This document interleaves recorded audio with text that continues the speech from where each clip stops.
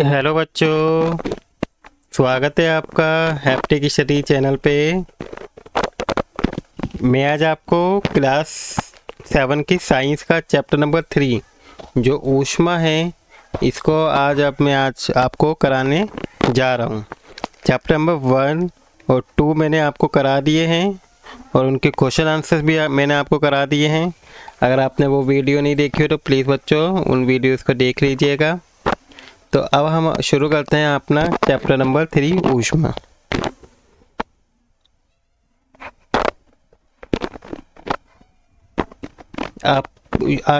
ऊष्मा चैप्टर को पढ़ने के लिए सबसे पहले हमें ये जानना होगा कि आखिर ऊष्मा बोलते किसे हैं हम। ठीक है, आखिर ऊष्मा है क्या। शीतकाल में जब भी आप घर के अंदर ठंड का अनुभव करते हैं, यदि आप बाहर धूप में जाएं तो गर्मी का अनुभव करते हैं। ग्रीष्म काल में तो आप घर के अंदर भी गर्मी का अनुभव करते हैं। और ये कैसे जान पाते हैं कि कोई वस्तु गर्म है अथवा ठंडी है। तो ऊष्मा का मतलब क्या होता है बच्चों? गर्माहट। ठीक है, कोई वस्तु गर्म है तो उसको ऊष्मा कहते हैं। और हमें ये कैसे लगता है कि कोई वस्तु कितनी गर्म है और कितनी ठंडी है, इसी चीज़ के बारे में हम चैप्टर में पढ़ेंगे। तो सबसे पहले गर्म ठंडा। हम अपने दैनिक जीवन में अनेक वस्तुओं के संपर्क में आते हैं। इनमें से कुछ वस्तु क्या होती हैं बच्चों? गर्म होती हैं और कुछ ठंडी होती हैं। जैसे चाय गर्म तथा बर्फ क्या होती है? ठंडी होती है। सारणी 4.1 में सामान्य उपयोगी वस्तु की सूची दी गई है। देखिए 4.1 टेबल में आपको आप देखेंगे। देखिए ये रहा, ये रही आपकी 4.1। आइसक्रीम क्या है? ठंडी है। ठीक है, चाय के प्याले में रखी चम्मच क्या होती है? अगर उसके अंदर बाहर रखिए तो वो क्या रहेगी? ठंडी रहेगी। अंदर रखिए तो वो गर्म हो जाती है ऊष्मा की प्रवाह के कारण। ठीक है, फलों का रस तो आपको इसको पढ़ के बताने की इनमें से कौन सी चीज़ ठंडी होगी और कौन सी गर्म होगी। तो इस सूची में कुछ और नाम जोड़िए और इन वस्तुओं को गर्म या ठंडी के रूप में क्या करें आपको अलग अलग करना है। आप देखते भी कि कुछ वस्तुएं ठंडी होती है जबकि कुछ गर्म होती हैं। आप ये भी जानते हैं कि कुछ वस्तुएं दूसरी जो वस्तुएं उसकी अपेक्षा ज़्यादा गर्म भी हो सकती हैं और उसकी अपेक्षा ज़्यादा ठंडी भी हो सकती हैं। हम कैसे पता करते हैं कि कोई वस्तु दूसरी वस्तु की अपेक्षा ज़्यादा गर्म है या ज़्यादा ठंडा है? सिंपल ही तो क्या करते हैं, हम टच करके पता कर लेते हैं। ठीक है, स्पर्श कर छू के पता कर लेते हैं कि वस्तु इस दूसरी वस्तु से ज़्यादा गर्म है या ठंडी है।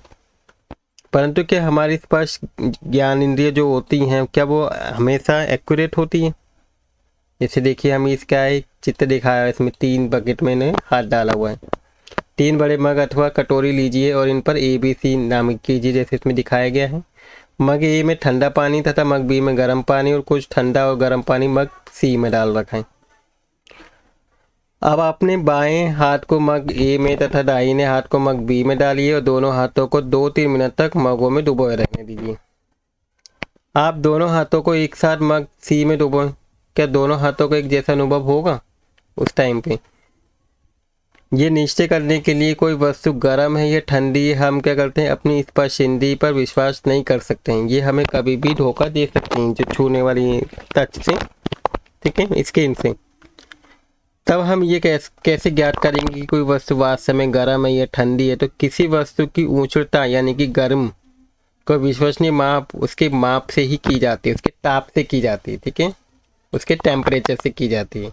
और ताप मापने के लिए उपयोगी एक यंत्र होता है बच्चों, एक युक्ति होती है जिसे क्या बोलते हैं बच्चों? थर्मामीटर, यानी कि ताप मापी कहते हैं। देखिए ये रहा, इससे क्या है डॉक्टर के पास भी देखा होगा जो क्या करता है चीज़ों को गर्म और ठंडा के बारे में बताता है कि कितना गर्म है और कितनी ठंडी है।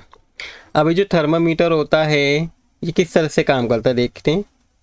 डॉक्टर थर्मामीटर में एक लंबी बारीक तथा एक समान व्यास की कांच की नली होती है, आपने देखा भी होगा डॉक्टर के पास में। इसके एक सिरे पर एक बल्ब होता है, बल्ब, और बल्ब में पारा भरा होता है। देखिए ना, बल्ब के बाहर नली में पारे की एक पतली चमकीली धारी भी देखी जा सकती है। यदि पारे की ये धारी आपको दिखाई नहीं दे जो ये धारियाँ हैं, अगर आपको नहीं दिखी तो थर्मामीटर को थोड़ा सा घुमाइए जब तक कि आपको उसमें धारी दिखाई ना देने लगे, ठीक है। उसमें और थर्मामीटर पर आपको ताप मापने का एक मापक्रम यानी कि स्केल भी दिखाई देगा। उपयोग किए जाने वाला एक मापक्रम सेल्सियस स्केल है, जिसमें हम इसको क्या करते हैं, नापते हैं। तो डॉक्टरी थर्मामीटर से हम 35 डिग्री से 42 डिग्री तक के ताप ही माप सकते हैं, ठीक है। आपको ये ध्यान रखनी है, वेरी इंपॉर्टेंट लाइन है कि जो ये थर्मामीटर होता है डॉक्टरी थर्मामीटर, इससे सिर्फ हम 35 सेल्सियस से 42 सेल्सियस तक के ही माप को मेजर कर सकते हैं। अब थर्मामीटर से ताप मापना, आइए ये सीखें कि थर्मामीटर को कैसे पढ़ते हैं, कैसे उसको जानते हैं। सबसे पहले किन्हीं दो क्रमागत बड़े चिन्हों द्वारा निरूपित ताप के अंतर को नोट कीजिए और इन दोनों चिन्हों के बीच भागों की संख्या को नोट कीजिए। मान लीजिए कि दो बड़े चिन्हों के बीच 1 डिग्री का अंतर है, तो इन चिन्हों के बीच 5 भाग करने हैं। तब एक छोटा भाग क्या होगा, 1/5 डिग्री सेल्सियस का हो जाएगा, यानी कि 0.2 डिग्री सेल्सियस। उपयोग करने से पहले थर्मामीटर को अच्छी प्रकार धो लीजिए। धोने के लिए किसी प्रतिरोधी घोल का उपयोग करना जरूरी है। अब इसे अपने हाथ में कसकर पकड़िए और कुछ झटके दीजिए। झटके देने से पारे का तल क्या हो जाता है बच्चों, नीचे आ जाएगा और सुनिश्चित करिए कि वो 35 डिग्री से नीचे आ गया है या नहीं। अब थर्मामीटर के बालों को अपनी जीभ के नीचे रखिए। 1 मिनट के बाद थर्मामीटर को बाहर निकालिए, उसका देखिए कि आपका वो कितना टेम्परेचर दिखा रहा है उसमें। यह आपके शरीर का ताप होगा। ताप को सदैव इसके मात्रक C के साथ ही व्यक्त करना जरूरी है, ठीक है। हम हमेशा टेम्परेचर को क्या करते हैं, सेल्सियस में ही बेहतर करते हैं, ठीक है।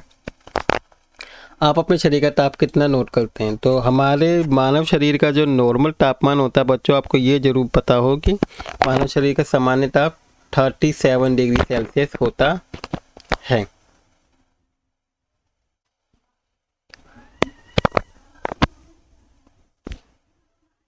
अब देखिए, पहेली ने अपने शरीर का ताप मापा और वो चिंतित हो गई क्योंकि ये ठीक 37 नहीं था, ठीक है। उसने देखा कि उसके शरीर का ताप तो 37 डिग्री है ही नहीं। तो आइए पहेली के विश्वास दिलाएं कि उसके साथ कोई समस्या नहीं है। डॉक्टरी थर्मामीटर की सहायता से आपने कुछ मित्रों के शरीर का ताप मापिए। अपने प्रेक्षकों को करना है, फिर सभी दोस्तों को नाप के उसको टेबल में लिखिए, ठीक है। इसमें किस व्यक्ति का कितना टेम्परेचर आया।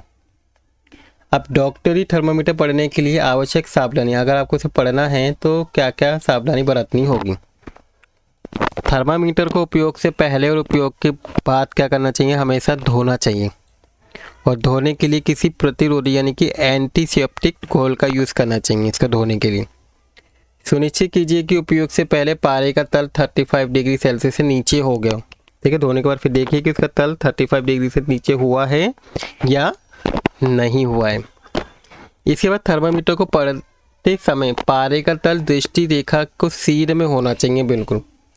और थर्मामीटर का सावधानीपूर्वक उपयोग कीजिए। किसी कठोर वस्तु से टकराने पर यह टूट भी सकता है।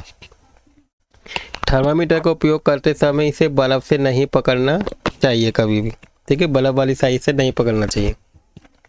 तो ये कुछ क्या है बच्चों, सावधानियां हैं जो आपको थर्मामीटर को यूज़ करते समय बरतनी है। तो हर विद्यार्थी का करना है, टेम्परेचर मेजर करके इस टेबल में लिखिए। क्या आप देखेंगे कि सभी बच्चों का जो टेम्परेचर है सेम होगा। ये ज़रूरी बच्चों नहीं होता है कि हर व्यक्ति का नॉर्मल तापमान 37 डिग्री ही हो। ये कुछ अधिक अथवा कुछ कम भी हो सकता है। वास्तव में जिसे हम सामान्य ताप कहते हैं वह स्वस्थ व्यक्ति के विशाल समूह के शरीर का औसत ताप होता है, नॉर्मल टेम्परेचर जिसे वो हम बोलते हैं। एक चेतावनी दी है कि डॉक्टरी थर्मामीटर का उपयोग मानव शरीर का ताप मापने को छोड़कर किसी अन्य वस्तु का ताप मापने के लिए कभी भी हमें नहीं करना चाहिए, क्योंकि थर्मामीटर को धूप तथा आग के पास रखने से बचाइए। ऐसा करने से क्या हो जाएगा, वो टूट सकता है। डॉक्टरी थर्मामीटर को केवल मानव शरीर का ताप मापने के लिए ही डिजाइन किया गया है और मानव शरीर का ताप सामान्य ताप कितना होता है, 35 डिग्री से कम तथा 42 से अधिक नहीं होता है नॉर्मल व्यक्ति का। यही कारण है कि इसे थर्मामीटर का परिसर 35 to 42 डिग्री सेल्सियस तक रहता है। अब इसके बाद बच्चों दूसरा थर्मामीटर आता है जिसे हम बोलते हैं प्रयोगशाला तापमापी।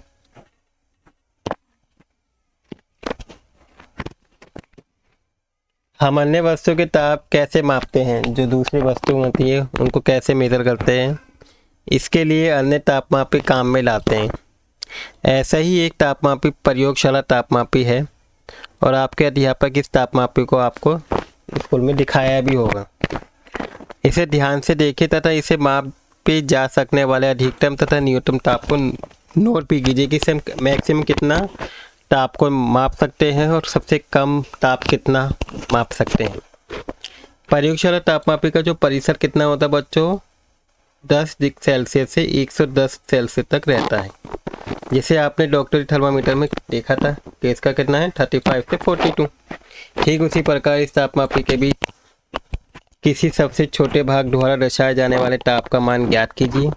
तापमापी के द्वारा दर्शाए गए ताप को ठीक ठीक पढ़ने के लिए आपको ताप के इस मान की आवश्यकता पड़ती है। अब विभिन्न प्रयोजनों के लिए विभिन्न प्रकार के तापमापी उपयोग किए जाते हैं। मौसम की रिपोर्ट में भी दिए गए अधिकतम तथा न्यूनतम ताप को जानकारी मिलती है।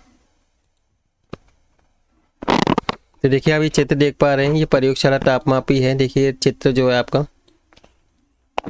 अब देखिए किसी बीकर तथा मग में नल का थोड़ा सा पानी लिया, तापमापी को जल में इस प्रकार डुबोया कि उसका बल्ब तो जल में डूबा रहा लेकिन ये बर्तन की तली अथवा दीवारों को स्पर्श ना करे, मतलब इस तरह से डुबोए कि वो किसी को टच ना करे गिलास के अंदर। तापमापी को जल में उल्टा रखें, बिल्कुल सीधा रखें। इसमें पारे के तल की गति को देखिए, ठीक है, जो पारा है जब तक प्रतीक्षा गिरी जब तक कि नली में पारे का तल स्थिर न हो। तापमापी एक पाठ्यक नोट कीजिए और ये समय जल का ताप है।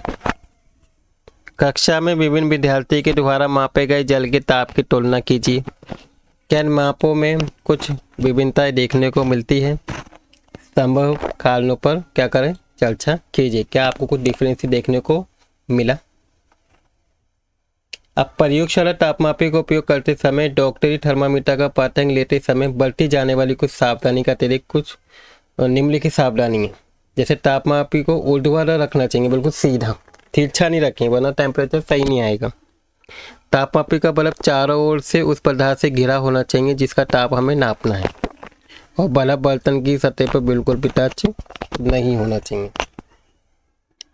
अब बूझों को अब समझ में आ गया कि उच्च ताप को मापने के लिए डॉक्टरी थर्मामीटर का उपयोग क्यों नहीं करते, लेकिन वह अब भी उलझन में है कि क्या प्रयोगशाला तापमापी उसके द्वारा शरीर का ताप मापा जा सकता है।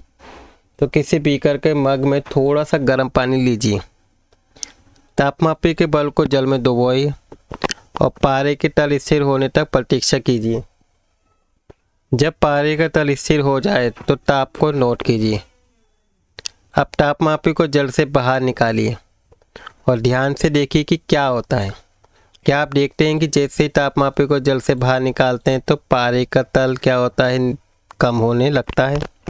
इसका अर्थ ये है कि किसी प्रयोगशाला तापमापी के द्वारा ताप का पाठ्यांक तभी नोट करना चाहिए जब उसका बल्ब जल या उस वस्तु में रखा है जिसका ताप हमें क्या करना है, मापना है। अब याद कीजिए कि अपने शरीर का ताप मापते समय आपको पाठ्यांक नोट करने के लिए थर्मामीटर को मुंह से बाहर निकालना पड़ता है। क्या तब आप प्रयोगशाला तापमापी को अपने शरीर का ताप मापने के लिए प्रयोग कर सकते हैं? स्पष्ट कीजिए कि प्रयोगशाला तापमापी का उपयोग इस प्रयोजन के लिए सुविधाजनक बिल्कुल भी नहीं है। डॉक्टरी थर्मामीटर को मुंह से बाहर निकाल लेने पर पारे का तल नीचे या ऊपर की ओर नहीं जाता। किसी डॉक्टरी थर्मामीटर का फिर से परीक्षण कीजिए। क्या आप बल्ब के पास कोई किंक देखते हैं? देखिए विभंग का क्या लाभ है किंक का, ये पारे के तल को अपने आप नीचे गिरने से रोकता है, ठीक है। तो विभंग का लाभ ये है कि जो ये तल होता है उसको नीचे गिरने से रोकता है।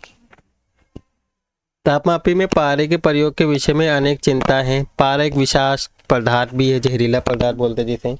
यदि तापमापी टूट जाए तो इसका निपटान अत्यंत कठिन हो जाता है पारे के। इसलिए आजकल क्या है, अंक के तापमापी जो डिजिटल है इसका यूज़ किया जाता है, आपने देखा भी होगा ही। इसके बाद हमारा नेक्स्ट टॉपिक आता है ऊष्मा का स्थानांतरण। इसको मैं इस चैप्टर के पार्ट 2 में कराऊंगा, ठीक है। पार्ट 1 में हम यहीं तक रखते हैं। नेक्स्ट वीडियो में मैं आपको ऊष्मा के स्थानांतरण के बारे में बताऊंगा कि कैसे ऊष्मा का स्थानांतरण होता है। तो आई होप आपको आज के जो टॉपिक बताए हैं, 2 थर्मामीटर के बारे में बताया है, एक प्रयोगशाला तापमापी, ठीक है, यानी कि थर्मामीटर, और दूसरा डॉक्टरी थर्मामीटर। आई होप आपको ये दोनों के बारे में अच्छे समझ में आ गया होगा और आपको वीडियो भी अच्छी लगी होगी। अगर आपको वीडियो अच्छी लगी तो बच्चों प्लीज़ वीडियो को लाइक कर दीजिएगा, और अगर आप इस चैनल पे नए हैं तो प्लीज़ चैनल को सब्सक्राइब कर लीजिएगा। Thank you for watching video.